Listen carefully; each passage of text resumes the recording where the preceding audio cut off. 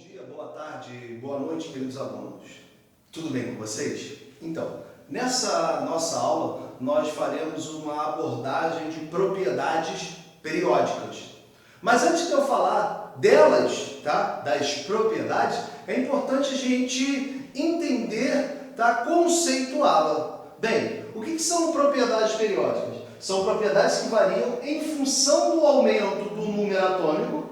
Lembra? O número atômico é simbolizado pela letra Z maiúscula do nosso alfabeto ao longo da tabela periódica. A primeira propriedade que nós vamos abordar é o raio atômico, ou seja, o tamanho do átomo. O raio atômico, tá? Ele é definido como distância do núcleo até a camada de valência. Imagina aqui que eu tenho um átomo qualquer. Essa bolinha aqui no centro, em verde, é o seu núcleo. Essa linha aqui em verde, tá? É a última camada, é a camada de valência. Então, a distância do núcleo até a camada de valência, nós chamamos de raio, ou seja, o tamanho do átomo. Tá. De maneira prática, como é que se dá o aumento do raio atômico ao longo da tabela periódica? Vamos lá, nas famílias. À medida que o número de camadas de um elemento vai aumentando, o seu tamanho, o seu raio vai aumentando também. Lá nos períodos, é importante destacar que nos períodos, tá, os elementos apresentam o mesmo número de camadas eletrônicas.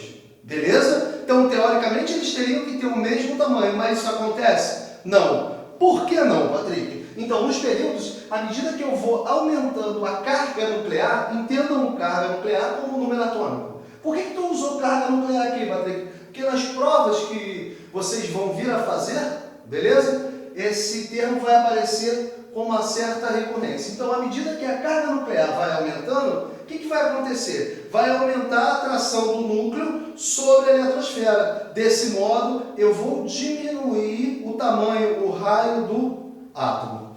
Tudo bem? Então, aqui. Mostro aqui para vocês um esqueminha, tá? Eu tenho aqui um esboço de uma tabela periódica. E se você observar, dessa maneira, do jeito que estão as setas, se dá o aumento do raio atômico ao longo da tabela periódica. Então, não esqueça, nas famílias, o raio atômico vai aumentar de cima para baixo e nos períodos da direita para a esquerda. De novo, para tu não esquecer, ó.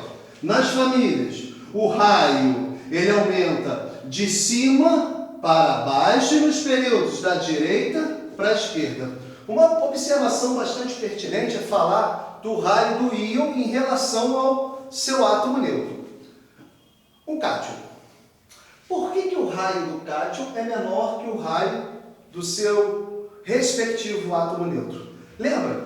Como é que se dá o processo de formação de um cátion? Quando um átomo neutro perde elétron. Se eu estou perdendo a elétron, o que vai acontecer teoricamente com a minha eletrosfera? Ela vai minguar, ela vai diminuir. Então, o raio de um cátion, ele é sempre menor que o raio do seu átomo neutro correspondente. E para o ânion? Observe o seguinte, que o raio do ânion, eu informo para vocês que ele é maior que o raio do seu átomo neutro correspondente. Por quê? Lembre-se que para você formar um ânion, um átomo neutro ele ganha elétrons. Dessa maneira, você vai inchando a eletrosfera.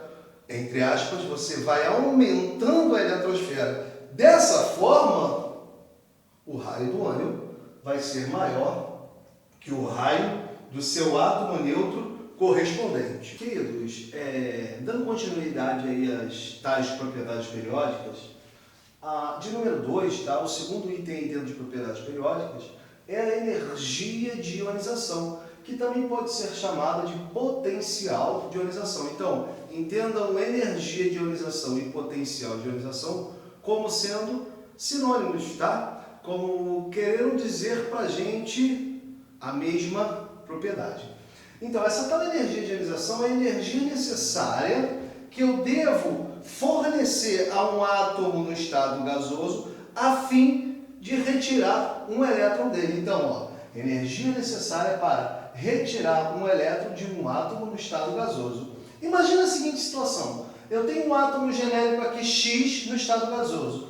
Fornecer energia a ele. Foi? O que eu vou conseguir arrancar dele? Um elétron. Se eu arranco um elétron, eu gero um íon positivo. Comparação da energia de ionização com o raio atômico. Quanto menor o raio, quanto menor o tamanho de um átomo, maior será a sua energia de ionização. Desse modo, eu posso dizer que ao longo da tabela periódica, o aumento da energia de ionização se dá da seguinte maneira. Nas famílias, a energia de ionização vai aumentar de baixo para cima, beleza? E nos períodos, vai aumentar da esquerda para a direita. Mais uma vez, nós comparamos a energia de ionização com um raio atômico. E vimos que quanto menor o raio, maior a energia de ionização. Então, desse modo, como é que vai se dar o aumento da energia de ionização na tabela de classificação periódica dos elementos? Nas famílias, vai aumentar de baixo para cima e nos períodos vai aumentar da esquerda para a direita. Duas observações muito importantes que a gente deve fazer a respeito da energia de ionização. Primeiro, os gases nobres. O que são os gases nobres? São os elementos da minha última coluna, da minha última família, tá? Da tabela periódica. Eles ficam aqui mais ou menos. Tranquilo? Foi? Então, esses tais gases nobres, eles apresentam as maiores energias de ionização dentre todos os elementos. E uma coisa muito importante também, uma outra observação que eu quero trazer para vocês, se for possível, dê um print aí, ou pause o vídeo nesse momento e faça essa anotação no seu caderno, no seu bloco, enfim. Aqui, eu forneci energia e tirei um elétron do átomo. Se eu pego esse cátion X mais 1 e forneço mais um pouquinho de energia, o que eu vou conseguir? Retirar um segundo elétron. Aí eu formei o X mais 2, vai anotando aí comigo, foi? Aí eu peguei o cátion X mais 2 e forneci mais um pouquinho de energia. Retirei um terceiro elétron. Eu quero te mostrar que, à medida que eu for tirando o elétron, mais energia eu devo fornecer. Então, a primeira energia de ionização de um dado elemento é sempre menor que a segunda, que vai ser sempre menor que a terceira, que vai ser sempre menor que a quarta e assim por diante. Então, a primeira energia de ionização é sempre menor que a segunda, é sempre menor que a enésima energia de ionização.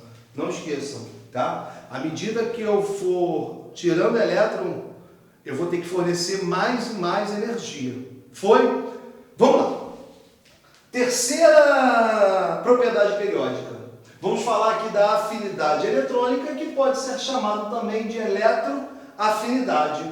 Essa tal afinidade eletrônica ou eletroafinidade indica a energia liberada quando eu dou elétron a um átomo. Bem, vamos lá, vamos resumir aqui a ideia. Eu tenho um átomo no estado gasoso. Dei elétron para ele. Adicionei elétron a ele. O que vai acontecer? Vai ser liberado energia. Então imagina aqui, tá? Eu tenho um átomo gasoso genérico representado por Y. Forneci um elétron a ele. O que vai acontecer?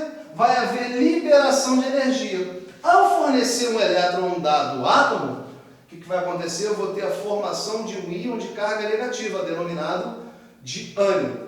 Comparação da afinidade eletrônica ou eletroafinidade com o raio. Quanto menor o raio, maior a afinidade eletrônica. Então não esqueçam, estou comparando a afinidade eletrônica ou eletroafinidade com o raio. Quanto menor o raio, maior será a eletroafinidade ou afinidade eletrônica. Amiguinhos, como já sabemos, conforme vai se diminuindo o raio, tá?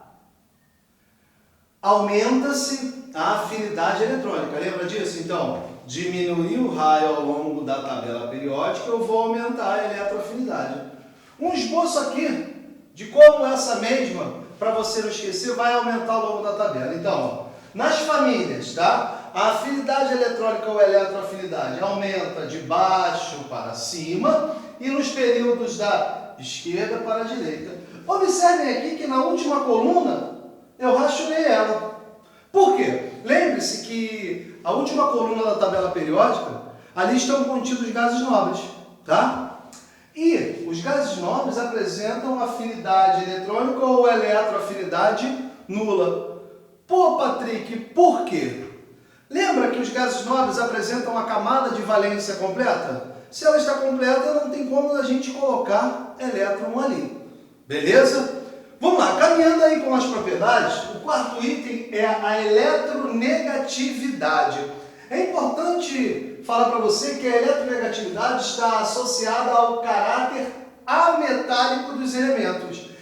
E essa mesma propriedade indica a tendência que um átomo tem de atrair um ou mais elétrons.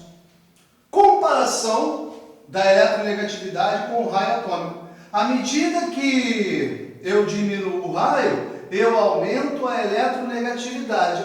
Desta maneira, a eletronegatividade vai aumentar ao longo da tabela periódica da seguinte maneira. Nas famílias, ela aumenta de baixo para cima e nos períodos da esquerda para a direita. Observem aqui, nesse esboço da nossa tabela periódica. A última coluna eu também pintei, eu rachurei. Isso quer dizer o quê, Patrick? Que os gases nobres apresentam eletronegatividade nula. Por quê? Se liga, Plutônio, olha só. Ele apresenta eletronegatividade nula, um gás nobre qualquer, porque ele não tem a tendência de quê? De atrair elétron ou elétrons.